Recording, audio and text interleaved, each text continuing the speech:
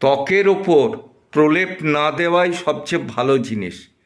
ত্বকে যত আপনি স্কিন নারিশমেন্ট অথবা ফেস ওয়াশ ব্লিচ করবেন, তত আপনার ত্বকের ক্ষতি হবে। ত্বকের যেমন নিজের লাস্টারনেস চলে যাবে, ত্বক পাতলা হবে, নানা রকম রোগের উপসর্গ হবে। যে কোনো জিনিস ত্বকের উপর রোগ হলে বা দাগ হলে বা ক্ষত হলে সারতে চাইবে না। যার জন্যে সবসময় বলা হয় কি, ত্বককে স্বাভাবিক থাকতে দেন।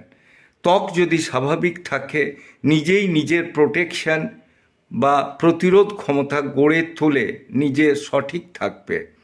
তবে যদি কোনো প্রয়োজন হয়, কোনো শরীর খারাপ হয় ত্বকের, সেই জায়গায় তখন আপনি অয়েনমেন্ট বা নারিশমেন্ট লাগান, নচেত না লাগানোই ভালো। না লাগালে আপনার ত্বক ভালো থাকবে।